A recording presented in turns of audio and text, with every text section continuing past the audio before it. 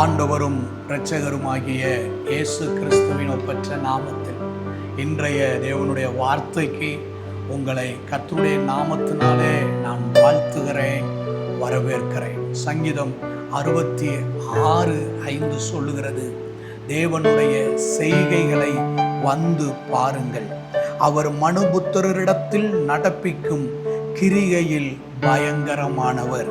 கடலை உலர்ந்த தரையாக மாற்றினார், ஆற்றை கால்நடையாய் கடந்தார்கள், அங்கே அவரில் களி கூர்ந்தோம். இஸ்ரவேல் புத்திரர் வாக்குத்தத்தத்தின் தேசத்தை நோக்கி கர்த்தருடைய பிரசன்னத்திலே நடத்தப்படுகிறார்கள்.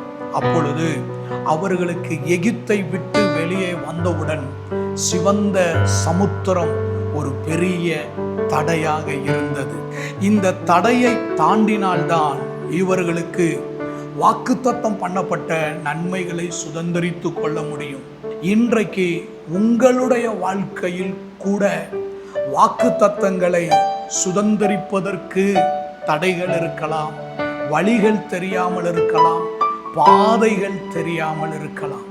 இன்றைக்கு வாழ்வதற்கு, ஆசீர்வதிக்கப்படுவதற்கு, விடுதலையாக்கப்படுவதற்கு, தேவனுடைய நன்மைகளை பெற்றுக்கொள்ளுகிறதற்கான பாதைகள் உங்களுக்கு அடைக்கப்பட்டிருக்கலாம்.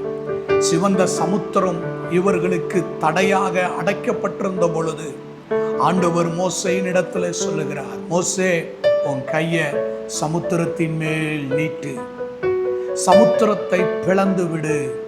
இன்றைக்கு உங்களுடைய வாழ்க்கையில கூட எதெல்லாம் தடையாக இருக்கிறதோ அந்த தடைகளை ஆண்டவர் உடைத்து போடுவார்.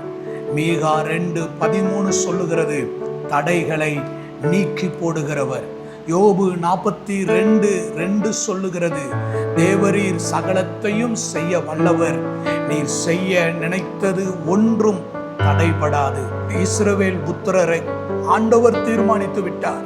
இஸ்ரவேல் புத்திரரை வாக்குத்தத்தம் பண்ணப்பட்ட தேசத்திற்கு அழைத்து செல்ல வேண்டும். அந்த வாக்குத்தத்தத்தை சுதந்திரிப்பதற்கு தடையாய் இருந்த சமுத்திரமாகிய தடையை உடைத்து ஆண்டவர் பாதையை உண்டு பண்ணி கொடுத்தார். இன்றைக்கு உங்கள் வாழ்க்கையில நீங்கள் தேவனுடைய நன்மைகளை சுதந்திரிப்பதற்கு எவைகளெல்லாம் தடைகளாக இருக்கிறதோ அந்த தடைகளை உடைத்து பாதைகளை ஆண்டவர் உங்களுக்கு திறந்து கொடுத்து உங்களை ஆசீர்வதிப்பார். அன்பின் நல்ல ஆண்டவரே, இந்த நாளுக்காக ஸ்தோத்திரம். எங்களுடைய வாழ்க்கையில இருக்கிற தடைகளை உடைத்து பாதைகளை உண்டாக்கி தருகிறதற்காக நன்றின்னு சொல்றோம். இயேசுவின் நாமத்தில் பிதாவே, ஆமேன், ஆமேன். God bless you.